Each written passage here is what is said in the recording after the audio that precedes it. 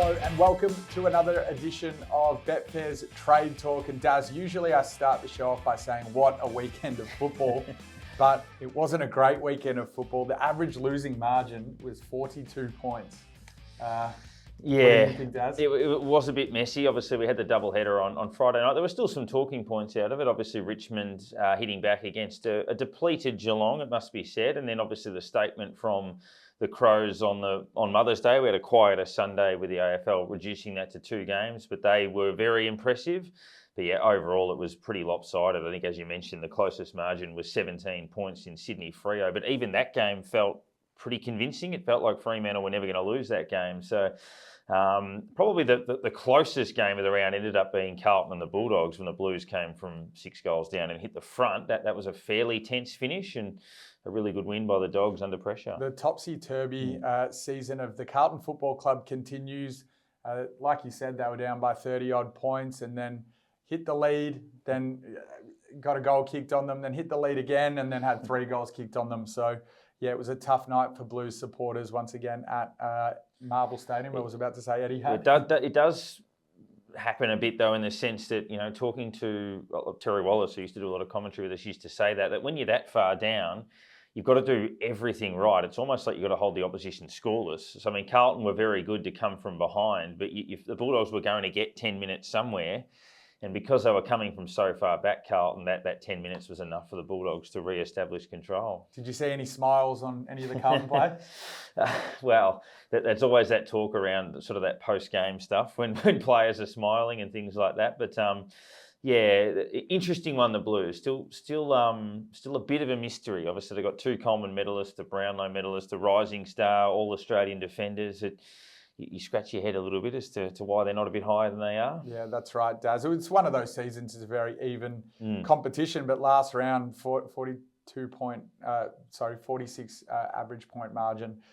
We didn't actually see teams quite on the same level as what we usually do, but the Saints got pumped against Adelaide and they once again look like a serious top 8 team. They showed what they did against Carlton a few weeks ago at Adelaide Oval, and that's becoming a real fortress for them there. It is, and one thing for the Saints this year is that they've been hard to score against, and Adelaide just picked them apart. They were relentless. Obviously, watching this game closely as a St Kilda supporter, they just kept coming Adelaide all the way through, wave after wave, and they're stringing this together now. Obviously, they thumped Carlton a few weeks back. They probably should have beaten Collingwood by 5 or 6 goals. They were all over them for large periods of it, but kicked, I think, 3 goals, 10 in the first quarter and 7-16 or something like that for the game. So really fascinating watch for them this week against the Bulldogs in Ballarat. Obviously, a unique ground and unique fixture, cold day. So if it's cold everywhere, it'll be colder in Ballarat. So, yeah, I'm keen to see how they transfer that. But they look a very good side, the Crows, and they've only lost twice since round 2. Ironically, the 2 teams that have beaten them this year are the Giants and Richmond, who at the start of the year, and then since then it's only been Collingwood and Geelong. So their form line's been really impressive. I just love the way they're playing football too. I think across the field they look so even and there's quality everywhere, and their side is still so young. But the Swans are in strife as well. Yeah, they are. I mean, there are certain results that you sort of look at and go, okay, well, still got a bit of faith. And look, Fremantle had a good year last year, but I think Sydney to drop, I think it's 5 in a row now, 3 of them at home. They've lost to the Giants, they've lost to Port, and now they've lost to Fremantle at home. And it's a real worry that the injuries are stacking up. A lot of people at the start of the year thought it was a bit of a myth, that grand final curse from last year, but I actually think there's a school of thought and a fair body of evidence that teams that get belted in grand finals can take some time psychologically to recover, and yeah, they're in a bit of a hole, the Swans, at the moment. That's right, Daz. Well, you've done some awesome work looking at fixture difficulty, and we're going to get to that later in the show. I'm really excited to look at the Swans there. But we're going to have a look at some of the markets, and you're having a look at the Crows and Port, even the Dogs. Yeah, I think that Adelaide Bulldogs game this week and Port Adelaide and Melbourne. So the two South Australian sides have won, I think the Crows have won 5 of their last 7 and Port Adelaide have won 6 of their last 7. Their last loss was to Adelaide back in round 3. So they're both going really well, but we're going to learn a lot about Port Adelaide with their game against Melbourne, and we're going to learn a lot about Adelaide against a Bulldogs side that's also won 6 of their last 7. So they're the ones that kind of stand out for me. Port Adelaide, in terms of markets, I wanted to touch on that a little bit later on, in terms of top 4, and Adelaide in terms of top 8, that those can change quite a bit this week, I think. But what were some of your takeaways from that? I guess one that I wanted to mention, which is going to be really valid in the top 8 and top 4 markets, is we've been discussing it a bit amongst friends, is the percentage factory, which is North Melbourne, West Coast and Hawthorn. They're effectively a percentage factory. It depends how much percentage you get out of those matches if you're playing against them. That might determine it. I think it's a bit of a worry to have 3 teams so far off the pace this far out from the end. That's right. And GWS are sometimes competitive, but they also have copped a couple of beltings. The one I want to talk about is the Tigers. What do we make of the Tigers? They beat Geelong Friday night in front of a big crowd. Are they the real deal? Geelong obviously had their injury issues, and we look at their list now in hindsight and we think, oh, well, the loss actually isn't that surprising at all. Yeah, one thing that was telling coming into that game that was tweeted, I think, by Mitch Cleary, that Richmond had more premiership players playing in that game than Geelong did. And obviously Geelong are the reigning champs, but I think Richmond had 15 and Geelong had 14, missing 8 from their side last year. So there were excuses for Geelong, but Richmond certainly in the last 2 weeks have been better. They've got Essendon this week in probably a 50-50 game. And whether it's a case of the Tigers, these old champs that have still got a few bullets left in the gun and they can, rise and produce results like this, or if they can get on a roll. They were 2-4 last year and made the 8. They're 3-5-1 now. So not too dissimilar. And I guess you just can't discount champion players and champion teams. No, you certainly can't. You can't discount Damien Hardwick either. He knows how to get his side up and about. Let's head over to our prediction segment. We're going to start off with the Brownlow medal predictor. And talking about the markets first, so there was a slight firm on Nick Dacos, but it wasn't the biggest firm of the round. The biggest firms of the round came from, in third, Clayton Oliver went from 720 into 640 for the Brownlow medal. That turned him from a 13.89% chance of winning the medal to a 15.62% chance. But the biggest one was Jordan Dawson, $18 into $11.50 after definitely a 3-vote performance on the weekend. What does the predictor say about them, Daz? Yeah, well, I mean, you look at that one with Jordan Dawson, very good and obviously competing with a lot of Adelaide players, but I'm keen to look at Clayton Oliver's teammate still in Christian Petrarca, who good chance to get votes again. He came out of that game with Hawthorn with a bit of a niggle. If he misses, it would only be a week. He'll probably be okay, but he did get injured late last year and obviously that stifled his run a bit, but if Clayton Oliver is, as it stands at the moment, about 640, I think you said, 680, Christian Petrarca still in double figures, would be going neck and neck with him at the moment. So, yeah, I think Petrarca's watch on the injury and potential for more votes for him in that game. So, yeah, they're the two. If you look at them as having an identical season to this point, Petrarca's double the odds, so that stands out to me. I like to look at Jordan Dawson now, who at round 3, according to Betfair's Brownlow predictor, has only missed the votes in 1 game, which is pretty remarkable, isn't it? Yeah, it is. It is, and Adelaide are winning enough games that you think they're going to win at least double figures this year, possibly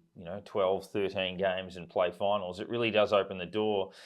One that is a proven vote getter who's still a fair way down in the odds. He hasn't had a super season, but he's still been pretty good, is Lachie Neale. There's always a chance that he's going to peel off 3 best on grounds in a row and throw himself right back into the mix. He probably got votes again in their win over Essendon on Saturday night. So wouldn't mind him in the 20s at the moment, Lachie Neale, as a bit of a watch. Yeah, you read my mind. Lachie Neale had a fantastic game on the weekend against Essendon, and he had 30-plus disposals. He was in and under the packs, like we love to see Lachie do. At $24 on the exchange, you look at what Jordan Dawson did. He was obviously $18 outside, but it's funny what a three-vote game can get you. We saw Marcus Bontempelli a few weeks ago. It happened to him as well. The upsetting one is Darcy Parish. We know that he had a calf injury at training late in the week, and he's just ballooned out to $120. He's going to miss a month of football. Originally, Before reports came through, it was only going to be a game. He didn't drift that much, but now it's gone out to a month. We've seen a massive drift on the exchange.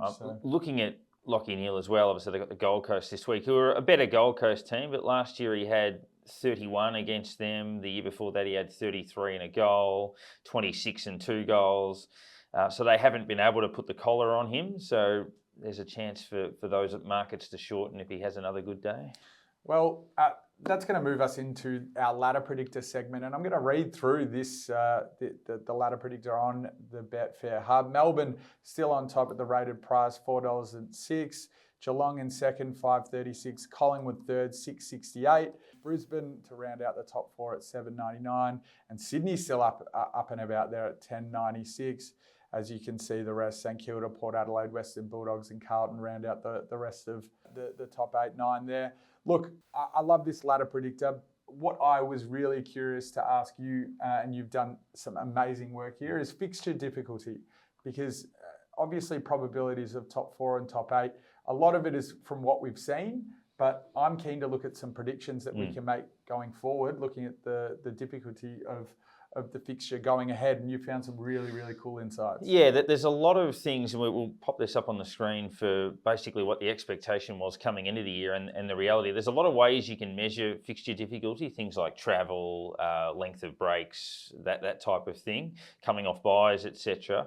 But the AFL, when they put the fixture together, they use it based on ladder positions the year before, so 1 to 6. So we can use similar to that. So based on who teams have played and where they finished last year and where they are this year, we've sort of measured what the fixture was supposed to be like and what it has been like. So Essendon were always tipped to have a difficult fixture. They were supposed to have the third hardest fixture in the first 9 rounds. It's actually been the toughest based on the improvement in teams like St Kilda and those sorts of opponents that they've had, Port Adelaide being another one. Richmond was supposed to have a difficult draw, the hardest draw. They've had the second hardest draw. A couple that have been a little bit surprising is St Kilda was supposed to have the 4th easiest draw. They've had the 4th hardest draw in the first 9 weeks of the season. Port Adelaide was supposed to have the 5th easiest draw. They've had the 6th hardest draw. And a couple at the other end. Melbourne have had the easiest fixture based on opponents. So they're the only team in the comp that's played West Coast, North Melbourne and Hawthorn in the first 9 rounds. Geelong have actually had the 2nd easiest draw by comparison. And obviously they haven't had quite the start they would have hoped for. The other one is Collingwood. Collingwood have had the 5th hardest draw in the league, and they're a game clear on top of the ladder. They're the only team in the competition that hasn't played any of the bottom 3. So as much as we're impressed by what they've done, they've got some soft kills to come, Collingwood. So their position's only going to strengthen, I would imagine. I'm definitely looking forward to buy, hold, sell. Collingwood is going to be a part of that. But in terms of the fixture difficulty, are there any bets that off the analysis that you've put together, any bets that you potentially would want to have? Probably you would anticipate, based on that draw, and there's certainly evidence of it, that both Melbourne and Geelong's fixtures will get harder, given who they've played and who they haven't played, and Collingwood's will get easier. So I know you're going to have a chat a little bit later on about minor premiership and top 4. Other teams whose draws should get easier, Brisbane and Port Adelaide, their draws should get a little bit easier for them from here, which strengthens their top 4 claims. St Kilda's draws should get easier from here as well. So they're a couple probably to work at. Sydney are a bit of a worry in that they've had probably a middle-of-the-road draw. They were supposed to have the 2nd hardest draw in the comp. It hasn't been anywhere near that difficult for them yet based on the struggles of some of their opponents. There's not a lot of relief for them. But I'd say top 4 markets with Port Adelaide, Collingwood and Brisbane to have a kind fixture, and Melbourne and Geelong a not so kind fixture. Fixtures are so important, Daz, and you've done an absolutely fantastic job there, looking at the difficulties of every team compared to what it was going to be before round 1. But let's go over to buy, hold and sell, and I'm going to go straight back to you, Daz, where you want to talk about a potential top 4 team. Yeah, that match-up on Friday night, it's a belter, Port Adelaide and Melbourne. Now, you can mount a strong case for the Ds, and a lot of people are probably going to tip them, but you look at top 4 based on what we just said then. Melbourne are $1.25, Port Adelaide are $2.90. If Port Adelaide beat Melbourne on Friday night, they won't be $2.90 come Saturday morning, and nor will Melbourne be $1.25. So if you think Port will finish top 4, I'd get them this week, because if they beat Melbourne, they probably won't be 290 again for the rest of the year. Your buy aligns with a lot of what I'm going to do. I'm buying Collingwood for the minor premiership and top 4, obviously a little bit less value there. But weirdly, I think Collingwood's season so far has actually remarkably gone underrated. They've only lost the one game this year, and they've played 5th, 4th, 7th, 8th and 9th on the ladder as we talk about fixture difficulty. In their next 6 weeks, 4 of the teams that they play sit outside the top 8. They still need to play North Melbourne, Hawthorn, Freo twice, Carlton twice, and Essendon obviously in the final round, who were going really well but have their injury issues. Currently $2.64 on the Betfair Exchange.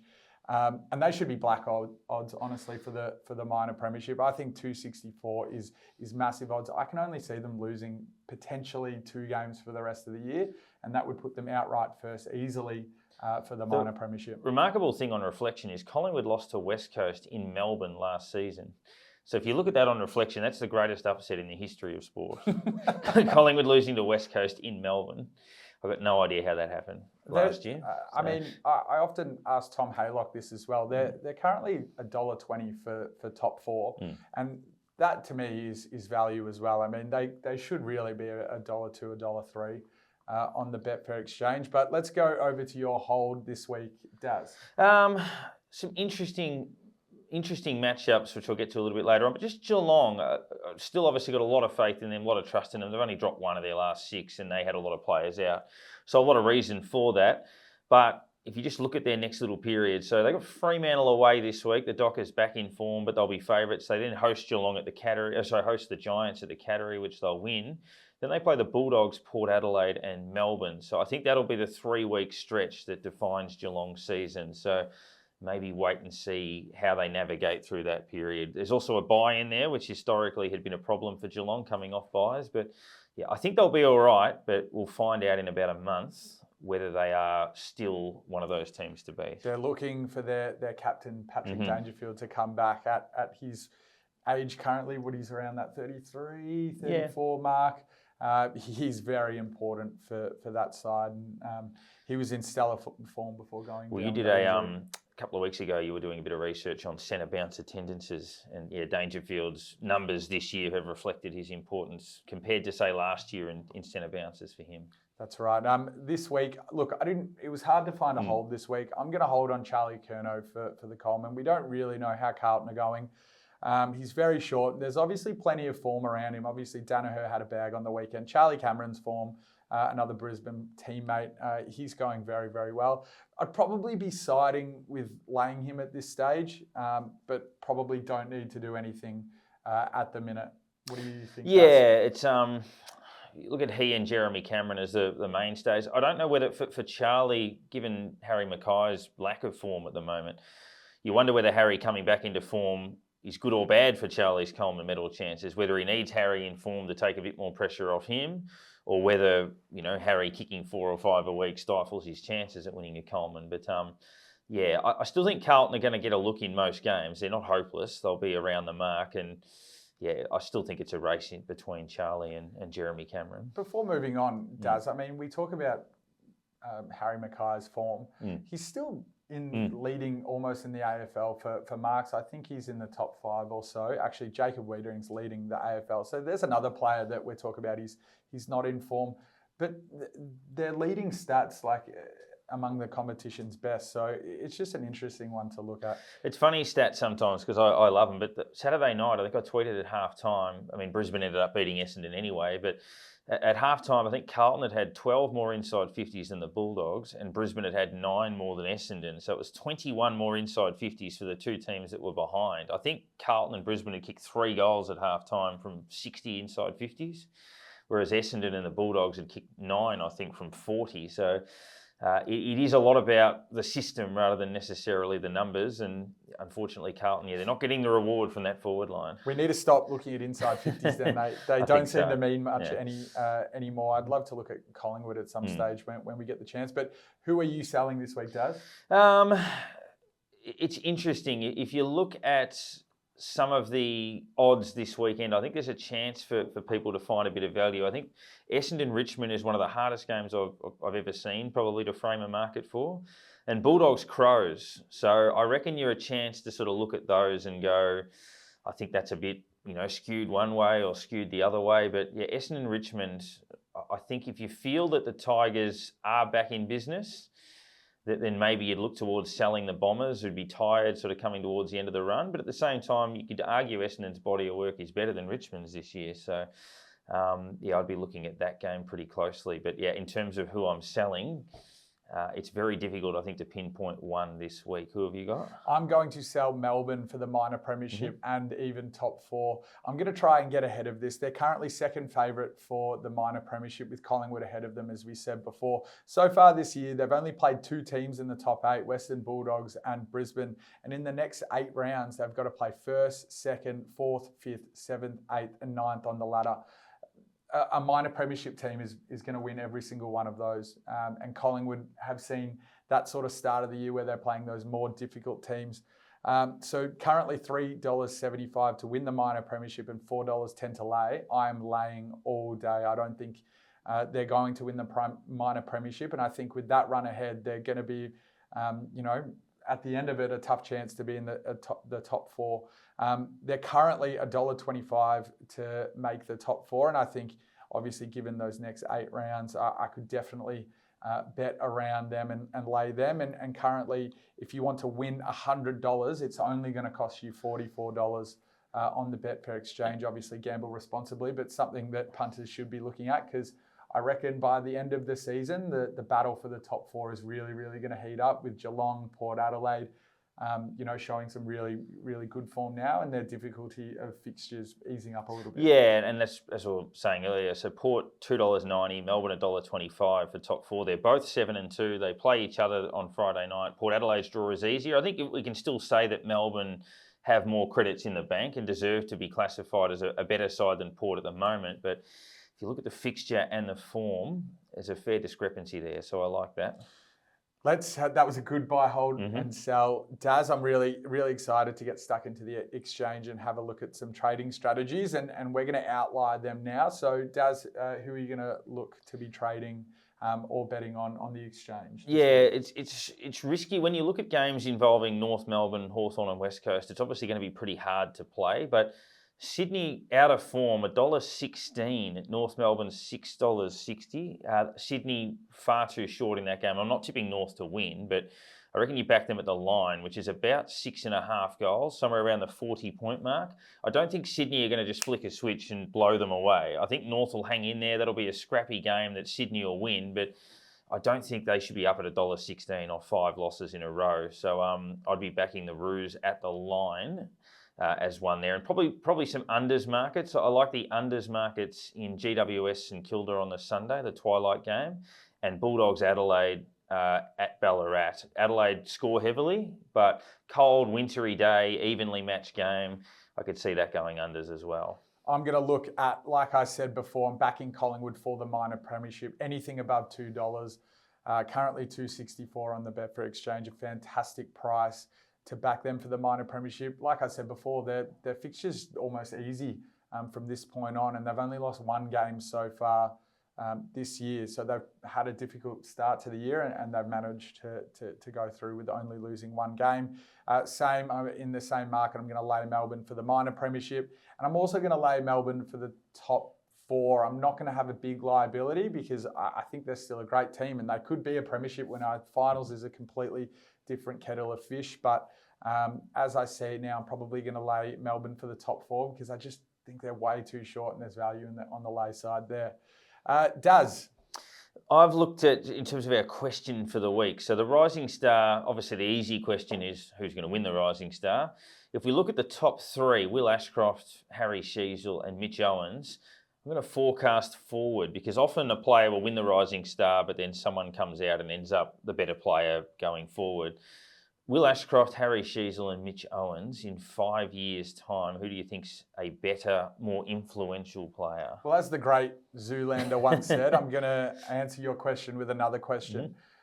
do any of these play? I know AFL footballers don't really grow on trees, but out of those three players, which one would be the most likely to grow on trees?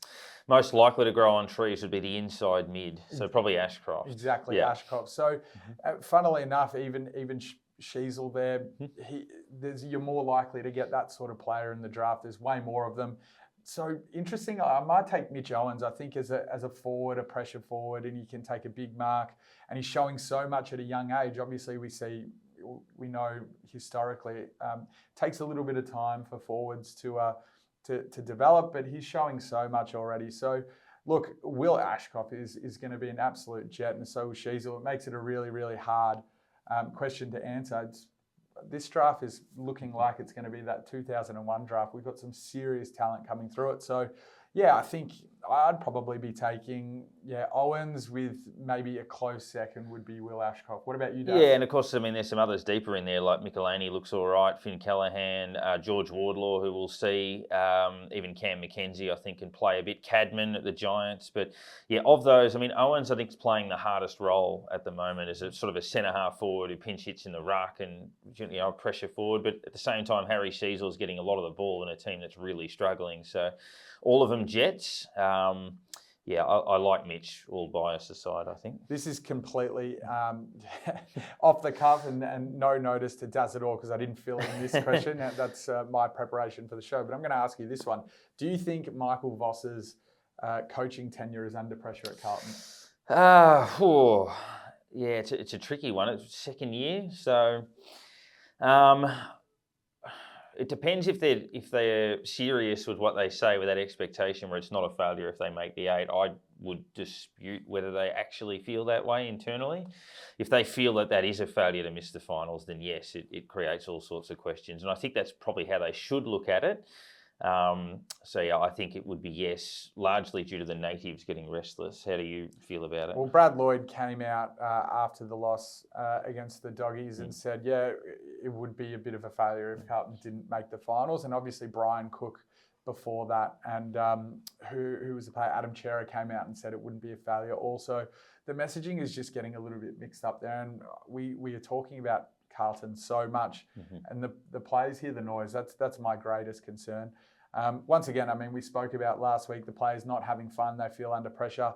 I didn't really see many smiles. I saw Mitch McGovern and Jesse Motlop very early in the game having a bit of a smile, which I want to see more of, and some footage of the Collingwood players looking after their mums. I think it was Bo McCreary's mum came into the rooms and gave the boys a rev up speech. And I think that culture is absolutely fantastic. And their culture has been under the microscope a little bit, Collingwood, but their communications leaders and managers are doing an absolutely fantastic job there. Yeah, it's hard to dislike Collingwood, even though we're supposed to. Just the way they're going about it, it's it's admirable at every level. But the amazing thing about footy is Carlton plays Collingwood this week. Last year they were all over them in the last round, got overrun late. It cost them a spot in the 8. Collingwood clearly favourites and probably win, but footy presents those chances. Imagine if Carlton beat Collingwood this week. The whole thing flips on its head. They're back in the game. They've just got to look at it that way, as you say. Take that positive approach in it. They're a chance. They're a chance. They're definitely a chance. And we hope to see some flips this weekend, because we didn't get the best round of footy last round. But that's all we got time for on this episode of Trade Talk. Make sure you head to the Betfair Hub for all our trading strategies and more on this AFL season.